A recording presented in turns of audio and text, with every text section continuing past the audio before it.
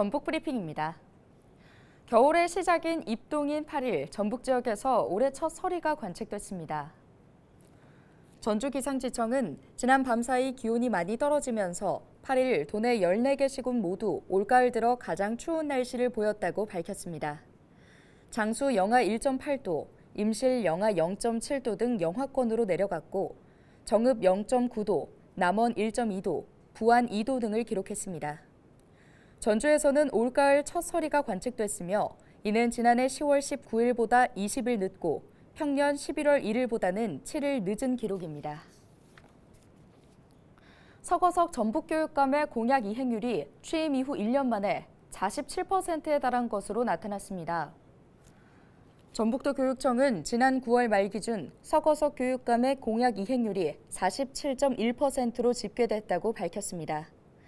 이는 지난 6월 말보다 6.5%포인트 증가한 수치이며 올해 연말 목표치인 43.2%를 넘어선 것입니다. 지난해 7월 취임한 서교육감은 6대 분야 33개 주요 정책, 73개 추진 과제를 공약으로 제시했습니다. 우리나라에서 일하는 외국인, 주민일까요, 아닐까요? 법무부 출입국 통계월보에 따르면 2023년 9월 기준 체류 외국인이 251만 명을 넘어섰습니다. 코로나 전 국내 체류 외국인이 252만 명이었던 점을 고려하면 이는 역대 최대 규모인데요. 체감이 되시나요? 우리나라 전체 인구의 4.8%가 외국인이라는 겁니다. 우리나라 외국인의 비중이 늘면서 그들의 역할도 점점 더 커지고 있습니다. 올해 7월 해양수산부가 발표한 자료를 보면 지난해 말 기준 우리나라 선원은 외국인이 거의 절반을 차지했고 대다수가 인도네시아인이었다고 하는데요. 인도네시아 사람 없이는 우리나라 어업이 굴러가지 못한다는 우스갯소리까지 나오고 있습니다. 외국인, 이들은 우리 사회와 밀접한 관계를 맺고 오랫동안 정주하고 있지만 아직까지 외국인 주민에 대한 명확한 규정이 없다고 합니다. 규정이 존재한다고 해도 지자체별로 그 기준과 범위가 제각각이라 같은 외국인이 어디에서는 주민으로 분류되지만 다른 지역에선 제외되기도 한다는데요. 우리 사회가 이미 다문화 사회에 진입했다는 사실을 부정하는 사람은 없을 겁니다. 우리가 마주하고 있는 일상 곳곳에 다양한 이주민이 함께 살아가고 있죠.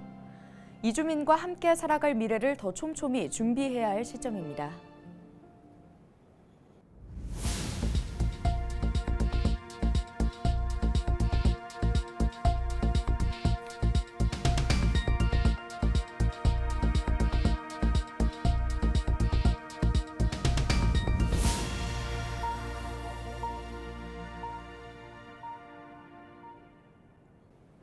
지난 7일 오전 11시 50분쯤 익산시 모현동의 한 가전제품 창고에서 불이 나 50분 만에 꺼졌습니다.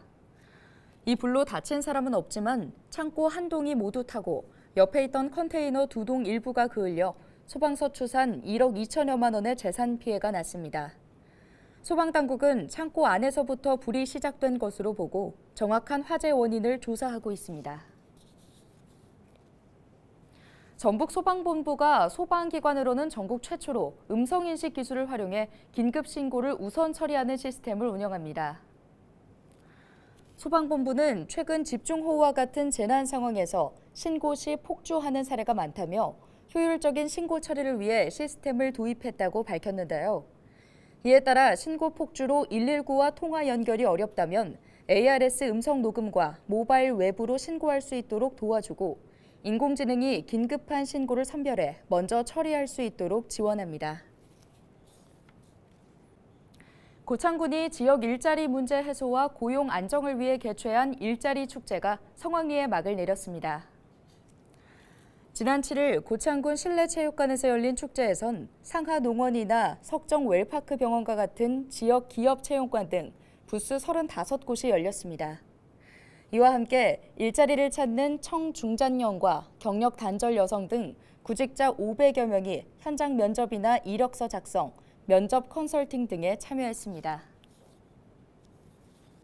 지금까지 전북 브리핑이었습니다.